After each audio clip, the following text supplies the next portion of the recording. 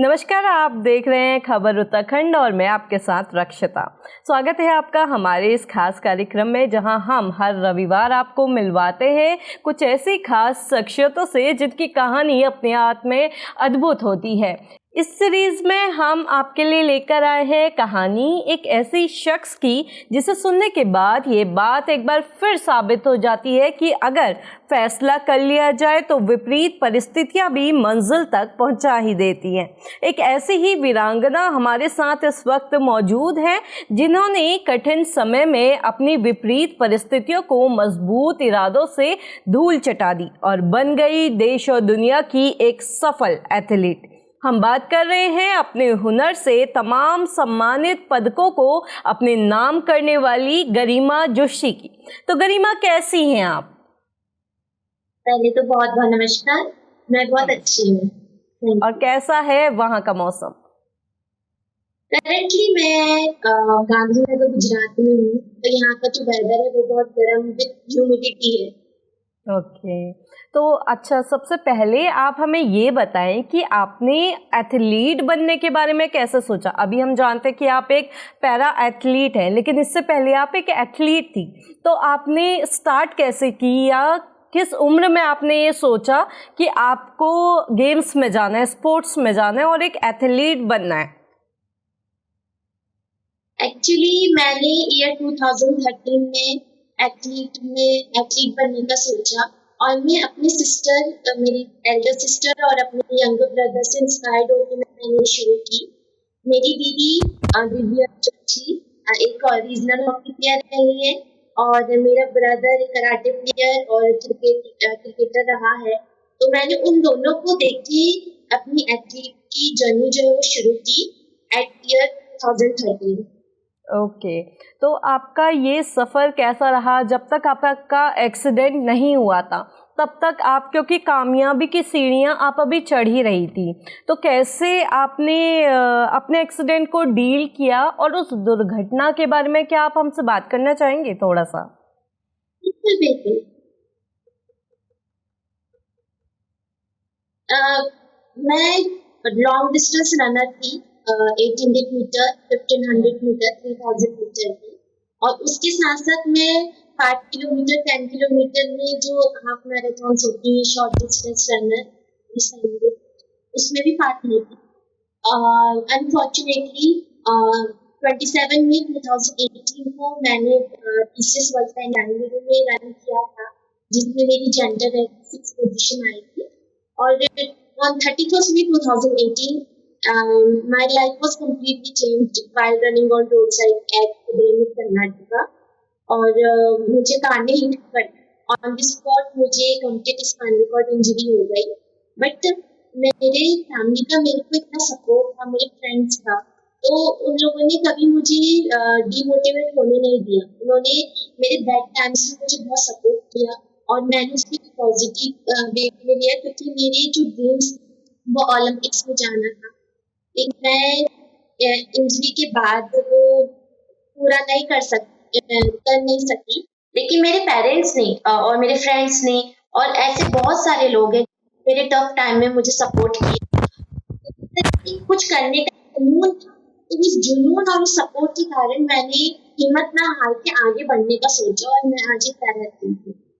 तो जैसे हम जानते हैं कि आपके साथ इतनी बड़ी दुर्घटना हुई और ऐसा बहुत कम होता है, बहुत रेयर होता है कि लोग अपने आप को संभाल लेते हैं, लोग अपने आप को हिम्मत जुटा लेते हैं कि वो इस सब से निकल पड़ेंगे, बाहर निकल जाएंगे आराम से। लेकिन जैसे हम आपकी वीडियोस देखते रहते हैं, आप बड़ी ही खुशमिजाज हैं, काफ़ी सारी हम आपकी यूट्यूब वीडियोस देखते हैं, तो आपको किस पॉइंट पे लगा कि नहीं, मुझे हार नहीं माननी चाहिए, मैं इसके लिए नहीं बनी हूँ कि मैं हार मान जाऊँ ऐसे ही बिना कुछ किए, और मुझे अपनी जर्नी पूरी करनी है, कुछ बड़ा करने के लिए मैं बनी हूँ? एक्चुअली मेरा मानना यह है कि आपके पास्ट के साथ जो हो गया उसको लेके आप लाइफ पर चलोगे तो इट्स मीन्स आप अपना टाइम वेस्ट कर रहे हो। हर चीज का एक बैकअप होता है। तो जैसे कि मैंने आपको बताया, मेरा ओलंपिक ड्रीम्स था, बट मेरे डॉक्टर्स ने, मेरे पेरेंट्स ने और मेरे फ्रेंड ने, मेरा फ्रेंड जो हनी सिंह है, उन्होंने मुझे बोला, वो मेरे गाइडेंस भी है, गाइड गाइडेंस देते रहते हैं, तो उन्होंने मुझे ये बोला कि आप पैरा अपनी जो journey as a para athlete continue कर सकती हैं, उसमें आप पैरा ओलंपिक्स में पार्टिसिपेट कर सकती हैं। तो मैंने बोला इट्स ओके, मीन्स आप ये समझ सकते हैं मैंने इस चीज को जो मेरे साथ हुआ उसको बहुत लाइटली लिया, और मैंने अपने पास्ट के बारे में बिल्कुल नहीं सोचा। मैंने उससे आगे बढ़ने का सोचा कि मैं आगे फ्यूचर में और क्या अचीव कर सकती हूँ, कैसे अपने को एक्टिव कर सकती हूँ, कैसे इंडिया को रिप्रेजेंट कर सकती हूँ, मेडल जीत सकती हूँ। मकसद मेरा एक ही था और वो मैं आज उसको उसी के पीछे लगी हूँ, चाहे वो एथलेटिक्स हो या पैराथलेटिक्स हो। तो जो मेरा अंदर ही गोल है कि मुझे ये चीज अचीव करनी है, तो मैं उसी को कर रही हूँ।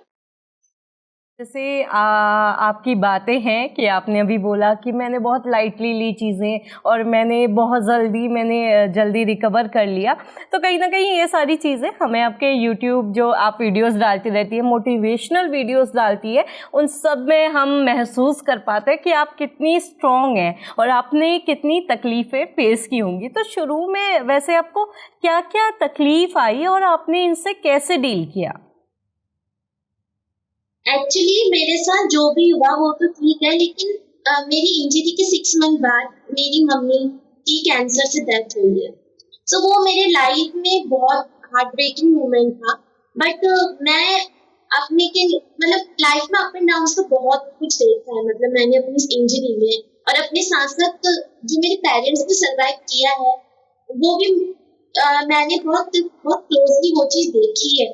मैं आपको ये बताना चाहती हूँ, जिस समय मेरी मम्मी का डेथ हुआ था उस समय मेरे इंडियन व्हीलचेयर बास्केटबॉल के लिए सिलेक्शन हुआ था पटाया थाईलैंड के लिए, बट मैं नहीं जा सकी।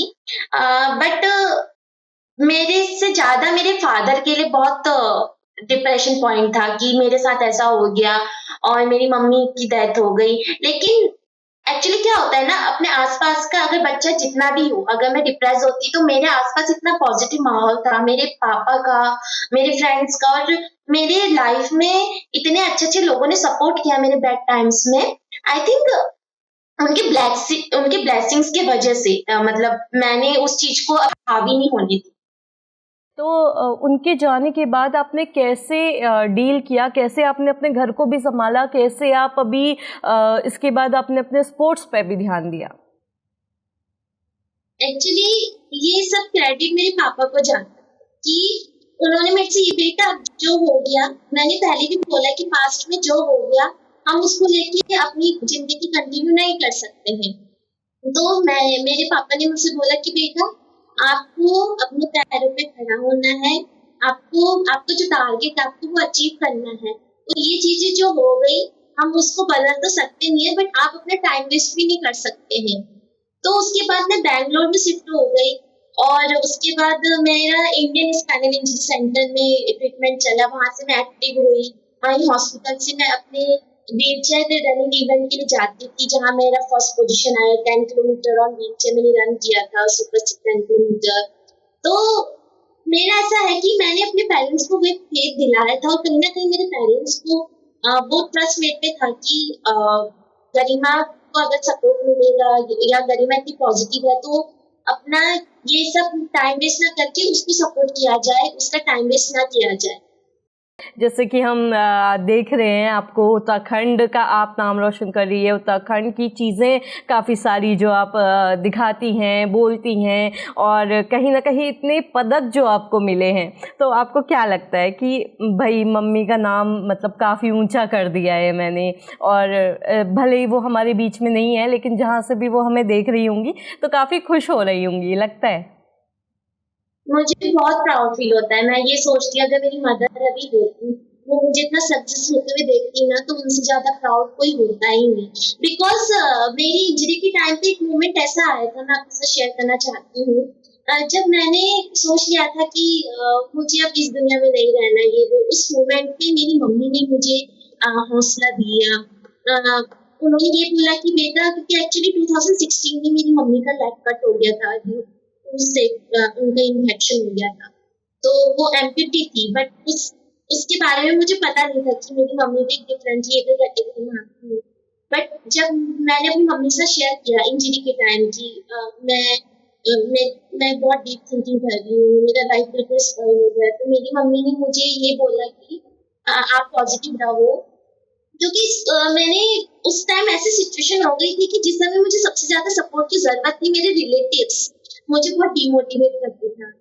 तो मेरी मम्मी ने यही कहा कि बेटा मैं आपको, मेरे साथ ये सब कुछ हुआ, मैं फिर भी आप लोगों के लिए आप लोगों को बड़ा करना है, आपको सक्सेस होते हुए देखना है। तो उसके लिए मैंने कभी भी गिव अप नहीं की। लेकिन अब आपको भी कुछ बन के दिखाना है और उन लोगों के मुंह को चुप कराना है जो आपको लेके बहुत नेगेटिव सोचते हैं कि अब इनकी लाइफ बिल्कुल स्पॉइल हो गई है, ये कुछ नहीं कर सकते, ये गुस्से पे डिपेंड है। तो आपको उनको चुप कराना और एक एग्जाम्पल सेट करना है। सो आई थिंक अगर वो इस दुनिया में होती तो उनसे ज्यादा प्राउड कोई फील नहीं करता। तो कहीं ना कहीं आप बहुत मिस करती होंगी उन्हें, क्योंकि माँ की कमी तो ज़िंदगी भर खलती है। और इसके अलावा अच्छा, जैसे हमने अभी बहुत सारी सेंटिमेंटल बातें कर ली है, तो थोड़ा सा बात करते हैं आपके गेम के ऊपर कि आप अपने गेम को कितना ज़्यादा टाइम देती हैं, कि कितना आप प्रैक्टिस करती हैं, या पहले आप जितना प्रैक्टिस करती थी क्या अभी भी आप उतना वक्त देती हैं अपने गेम को?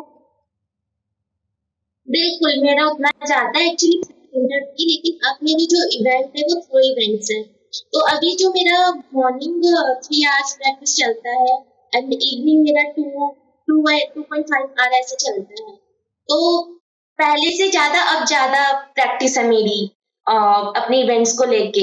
आपने सारे देश भर में, विदेश में उत्तराखंड का नाम पहुंचाया है, बहुत ज़्यादा हमारा नाम रोशन किया है, हमें गर्व है आप पे। तो कहीं ना कहीं क्या आपको ऐसा लगता है कि आप कुछ और कर सकती थी अगर आपके साथ ये दुर्घटना नहीं घटी होती? एक्चुअली यस, ऑफ कोर्स मैं अभी तक अच्छी थी, बट मैं आपको एक बात बताना चाहती हूँ कि अभी भी मैं पहले से ज्यादा अब जाके मैं बहुत इंजॉय करती हूँ अपनी लाइफ। हालांकि मैं व्हीलचेयर में हूँ, मैं ये नहीं बोलती कि मेरी काफी सारी चीजें रुक गई हैं, बट जैसे मैं पहले अपनी ट्रेनिंग को इंजॉय करती थी वैसी मैं अभी भी करती हूँ और वैसे ही आगे बढ़ती हूँ। हर चीज में एक टाइम लगता है, एक टाइम पीरियड होता है। लेकिन पहले अगर एक्सीडेंट नहीं हुआ होता तो शायद आज मैं कहीं और होती। आपकी बहुत सारी मोटिवेशनल वीडियोस हमें यूट्यूब पे देखने मिलती हैं और आप बहुत ज़्यादा लोगों को मोटिवेट करती है, अपनी दिनचर्या दिखाती है। जैसा कि स्क्रीन पे अभी हम देख रहे थे, हमारी टीम में आपकी वीडियोस कुछ प्ले करी थी जिसमें आप अपने काम करते हुए दिनचर्या आप अपनी दिखा रही हैं। ये आइडिया आपको कैसे आया कि अच्छा चलो हम यूट्यूब पे आते हैं?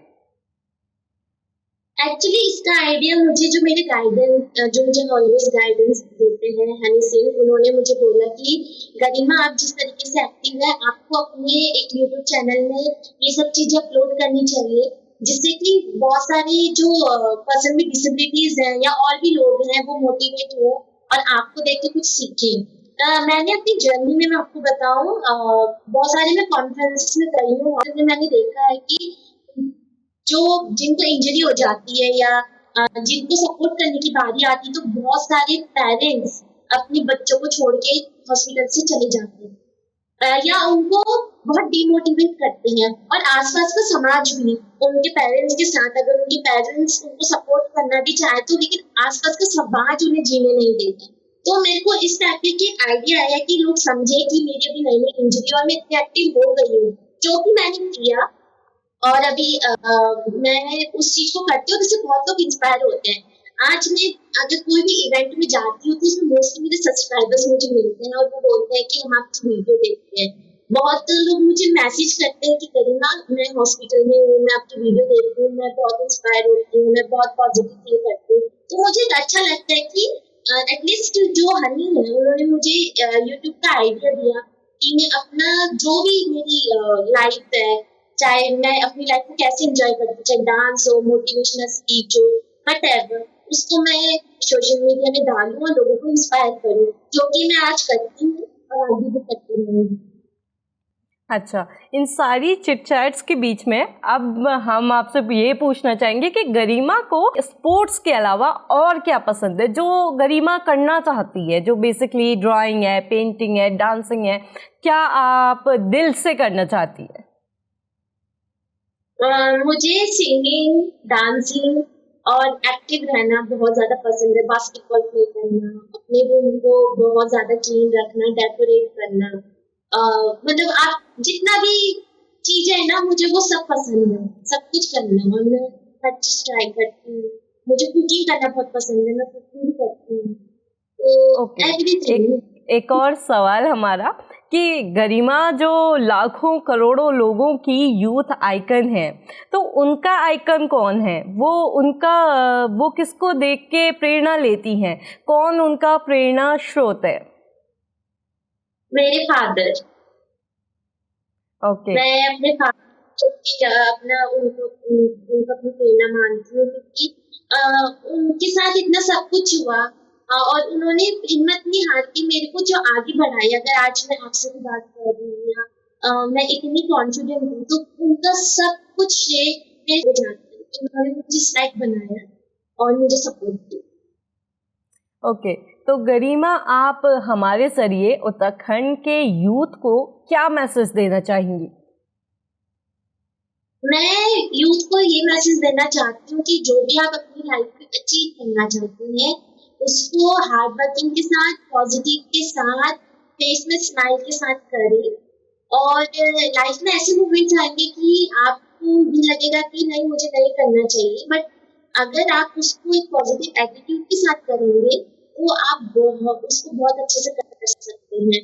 प्लस मैं ये बोलना चाहूंगी कि आपको अपनी जो भी मन में आइडियाज आ रहे हैं, आप जो भी करना चाहते हैं, अपने पेरेंट्स के साथ डिस्कस करें और पेरेंट्स की राय जरूर लें। और पेरेंट्स की भी बोलना चाहूंगी कि अपने बच्चे को प्रेशराइज ना करें, उनके अंदर जो चल रहा है या वो जो भी अचीव करना चाहते हैं, स्पोर्ट्स में हो चाहे एजुकेशन में हो, या वो कुछ इनोवेशन करना चाहते हैं, तो उसमें सपोर्ट करें और उनके टैलेंट को पहचाने। एक पेरेंट्स बच्चों की बात को भी सुने और उसमें अपनी राय, और बच्चों का भी काम है कि अपने पेरेंट्स की राय को मानना, और अगर उनको अपनी राय बताना, मतलब करेक्ट शेयर करना। बेसिकली आप जितना अपने पेरेंट्स के साथ फ्रेंडली रहके उस चीज के साथ डिस्कस करेंगे तो आप बहुत आगे जाएंगे। और कोई भी, अगर आप सच्चे मन से उस चीज को अचीव करना चाहते हैं, तो कोई भी ताकत आपको रोक नहीं सकती। तो गरिमा, आपका बहुत बहुत शुक्रिया अपना कीमती समय हमें देने के लिए और हमारे दर्शकों को अपनी कहानी से प्रेरित करने के लिए। हम फिर मिलेंगे अगले रविवार ऐसे ही किसी प्रेरणादायक शख्सियत के साथ। आप देखते रहिए खबर उत्तराखंड।